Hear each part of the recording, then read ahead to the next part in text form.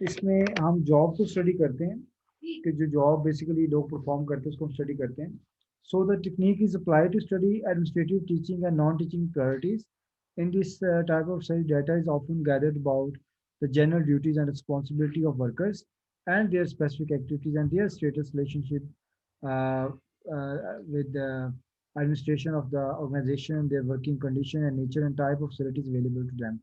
तो इसमें बेटा हम कोशिश करते हैं कि आपके जो लोग जॉब कर रहे होते हैं उसमें क्या रिस्पॉन्सिबिलिटीज़ हैं, क्या ड्यूटीज़ हैं, क्या उसकी रिक्वायरमेंट्स हैं, क्या क्वालिफिकेशन रिक्वायरमेंट्स हैं, क्या एक्सपीरियंस जॉब एक्सपीरियंस रिक्वायरमेंट है, और इसके अलावा रेमुनरेशन, ये सारा कुछ इसमें शामिल होता है. और नेक्स्ट बेटा जो आपका इसमें है स्लाइड नंबर 46 पे, the data helps investigator to describe present practices, conditions of employment, competencies, and behavior traits that personnel should possess to carry out their work effectively and efficiently. तो डेफिनेटली जो जिन लोगों को बेटा काम करना होता है, अगर हम उनको प्रॉपरली गाइड कर सकते हैं थ्रू जॉब एनालिसिस, तो वो ज़्यादा अच्छे तरीके से अपनी कॉम्पिटेंसीज को और बिहेवियर्स को वहाँ पे अपने ट्रेड्स को वहाँ यूज़ कर सकते हैं. तो उन्हीं लोगों को हम सेलेक्ट करेंगे जो उन ट्रेड्स को फॉलो कर रहे होंगे या उनके अंदर वो ट्रेड्स होंगी. According to Van Dales, this type of search helps the administrator to detect weaknesses, duplications, or inefficiencies.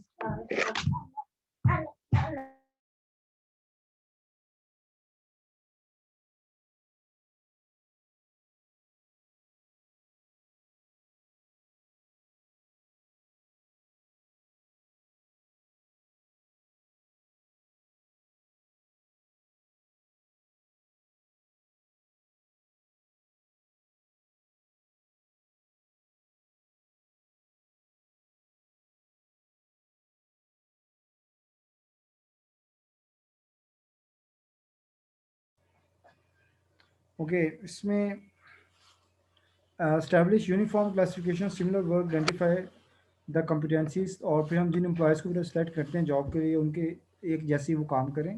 assign workers to jobs best study suited to each worker to put the available manpower to the best use, ताकि हम जो हमारे पास लोग काम कर रहे होते हैं उनसे वही काम लें जो हम लेना चाहते हैं और वो सारे एक जैसा काम करें एक डेजिग्नेशन पर रहते हुए.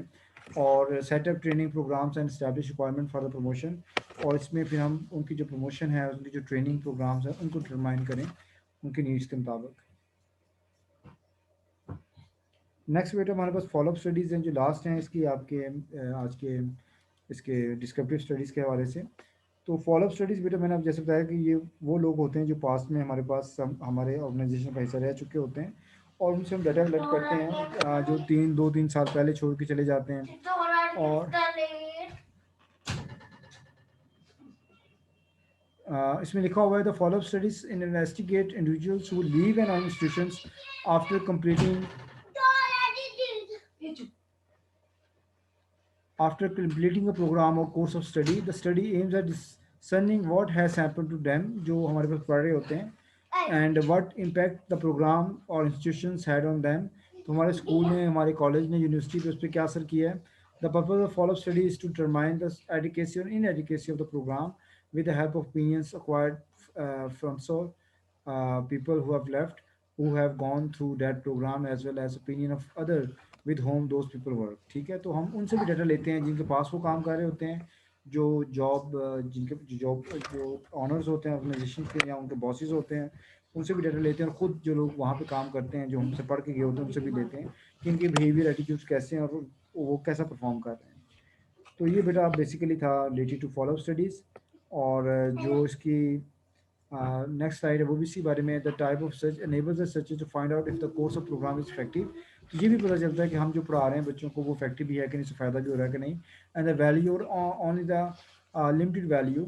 These studies are also helpful for the institution in evaluating various aspects of the courses or program in light of the actual results. An abstract of follow-up studies given in annexure यहाँ थोड़ा सा बताया गया है. तो बहरहाल हमें बेटा इसमें फीडबैक मिलता है अपने इंस्टीट्यूशन के बारे में कि हमारा जो इंस्टीट्यूशन है वो तरीके से किस तरीके से बच्चों को गाइड कर रहे हैं और उनकी मॉरल डेवलपमेंट में और उनकी जो कम्युनिटी डेवलपमेंट है, सोशल डेवलपमेंट है, या उनकी जो लाइफ में जो अचीवमेंट है उनमें कैसे कंट्रीब्यूट कर रहा होता है. आगे बेटा जो स्टडी आ रही है that is related to interrelationship study, जिसे हम रिलेशनशिप कोरिलेशन स्टडी कहते हैं. और कोरिलेशन स्टडी, रिलेशनशिप का जो स्टडीज़ है इनका मतलब ये होता है कि हम बेसिकली फाइंड करें कि जो ऐसी स्टडी होती है जिसमें दो वेरिएबल्स के रिलेशनशिप को स्टडी किया जाता है। तो इसमें हम ये देखते हैं, इसमें काज एंड इफेक्ट रिलेशनशिप भी आता है और जनरल रिलेशनशिप भी आता है, दोनों तरह से हम इसको देख रहे होते हैं। और इसके अंदर केस स्टडीज़ भी हो सकती हैं। और जो पहले भी जो प्रीवियस स्टडी थी डिस्क्रिप्टिव स्टडीज़, उसमें वेरिएबल दो तीन हो सकते हैं, लेकिन उसमें हम उनके जो रिलेशनशिप है उसको स्टडी नहीं करते, जस्ट हम उन वेरिएबल्स को स्टडी करते हैं कि किस तरह से वो एग्जिस्टिंग सिचुएशन में वो चीज़ें मौजूद होती हैं। लेकिन यहाँ पे जो वेरिएबल्स हैं उसमें हम एक वेरिएबल का दूसरे वेरिएबल इफेक्ट भी फाइंड करते हैं और किसी दो वेरिएबल्स के दरमियान में जो रिलेशनशिप है उसको भी देखते हैं। तो इसमें यहाँ पे ये गिवन है कि आप केस स्टडी के थ्रू भी इसको स्टडी कर सकते हैं। केस स्टडी क्या है? When the focus attention is desire is attention is directed towards a single case और लिमिटेड नंबर ऑफ केसेस। तो हम केस स्टडी लेते हैं, जैसे कि यूनिवर्सिटी है या स्कूल है या एक अदारा है, उसको हम केस स्टडी के तौर पे ले लेते हैं। और case study method of descriptive research, this study is tended to include any relatively detail description and analysis of single person, institution, event और कम्युनिटी। तो इसमें जो भी हम ले रहे हैं उसको फिर डिटेल एनालिसिस हम उसको करते हैं कि उसके क्या एट्रीब्यूट्स और किस तरह से वो वर्क कर रहा है। This type of study is said to be idiographic, that it attempts to understand the behavior attitude of the individuals without attempting to generalize। तो इसकी जनरलाइजेशन नहीं होती, क्योंकि ये एक तरह के लोग होते हैं, एक ऑर्गेनाइजेशन से ताल्लुक होता है, एक तरह की बॉडी होती है, तो उनके हम रिजल्ट्स को जनरलाइज नहीं कर सकते। These finding to other persons or groups, here are the emphasis upon the individual representing a type, but upon the individual as a unique personality with his own problems and needs। तो यहाँ case studies में हम लोगों को वैसे देखते हैं जैसे वो अपने ऑर्गेनाइजेशन में बिहेव करते हैं, एटीट्यूड जो भी उनके होते हैं उनको वैसे स्टडी करते हैं।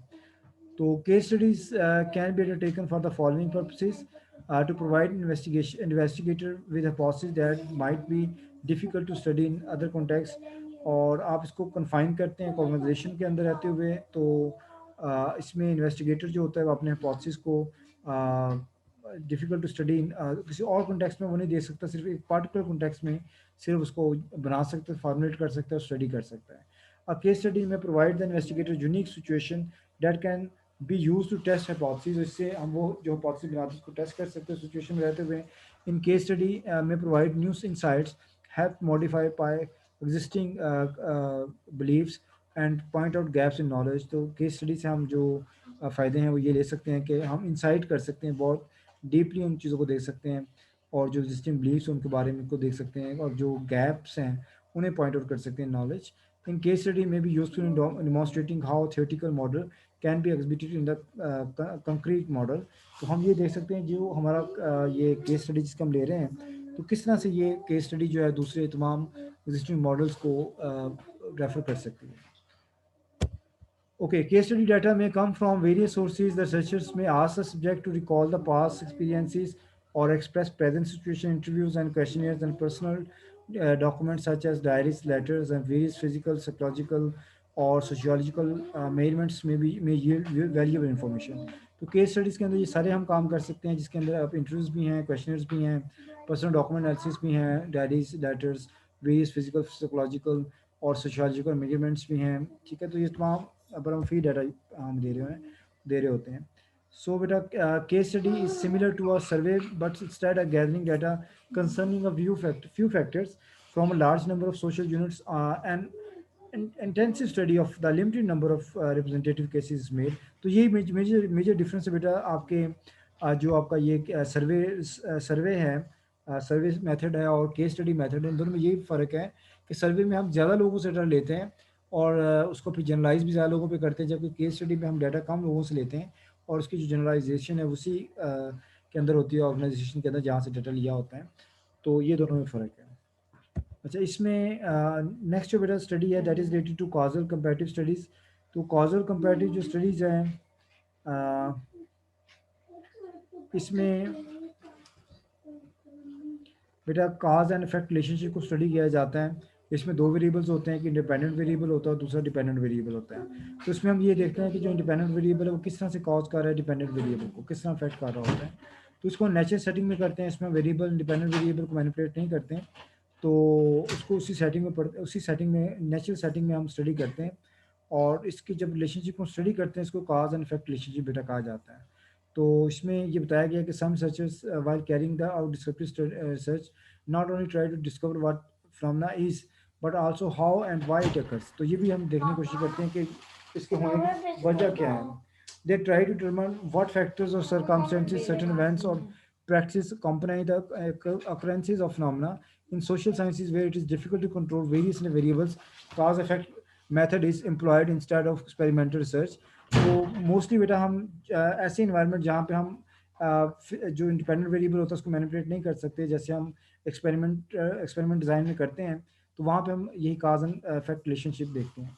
तो मोस्टली हम देखते हैं बहुत सारे टॉपिक्स हैं जहाँ पे हम इफेक्ट फाइंड कर रहे होते हैं कि मसलन जो टीचर उसका एटीट्यूड है उसका क्या इफेक्ट आता है स्टूडेंट्स की अचीवमेंट लेवल पे, या स्टूडेंट टीचर्स के जो टीचिंग स्ट्रेटजीज़ हैं या उसकी जो लीडरशिप क्वालिटीज़ हैं उसका क्या इफेक्ट आ रहा है आपके स्टूडेंट की अचीवमेंट पे, या उसकी जो क्लासरूम परफॉर्मेंस है उस पर, या स्टूडेंट्स की खास तरह की डेवलपमेंट पे, लैंग्वेज डेवलपमेंट पे, या साइंटिफिक एटीट्यूड डेवलपमेंट पे। तो इस तरह से हम इन चीज़ों को मेल करने की कोशिश करते हैं। It is always possible for an education planner to select, control and manipulate the factor necessary to study cause and effect relations. तो ये भी पॉसिबल है कि हर दफ़ा हम तमाम चीज़ों को मैनिपुलेट नहीं कर सकते हैं। रिमशा आप एनोटेट कर रहे हैं तो उसको ना करें प्लीज़।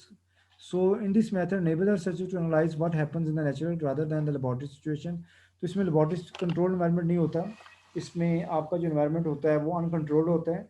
और इसमें हम जो ऑब्जर्व करते हैं उसमें इंडिपेंडेंट वेरिएबल जो होता है उसको हम मैनिपुलेट नहीं करते, जस्ट उसको नेचुरल एग्जिस्टिंग सेटिंग में हम उसको स्टडी करते हैं। ठीक है।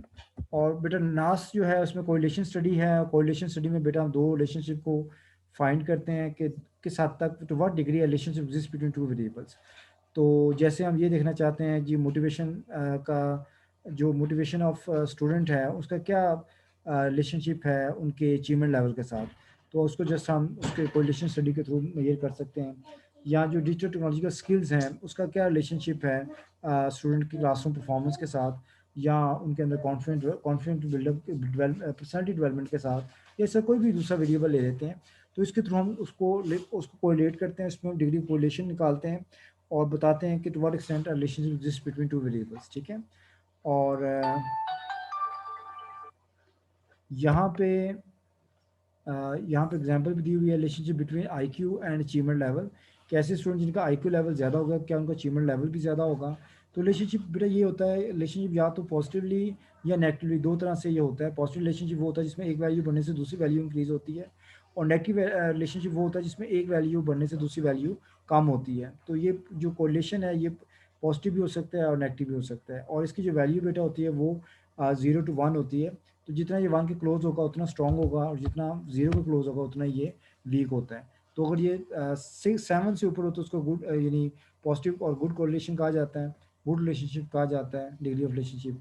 अगर 7 से कम हो तो फिर इसको यानी एवरेज या मॉडरेट कहा जाता है, और 4 से कम जो है उसको लो कहा जाता है। तो ये इसमें ये चीज़ें आती हैं। ठीक है। तो आज के लिए इतना काफ़ी है। अल्लाह हाफिज़। बाकी डेवलपमेंट स्टडीज़ के बारे में हम या वैल्यूएशन कल पढ़ेंगे इंशाल्लाह।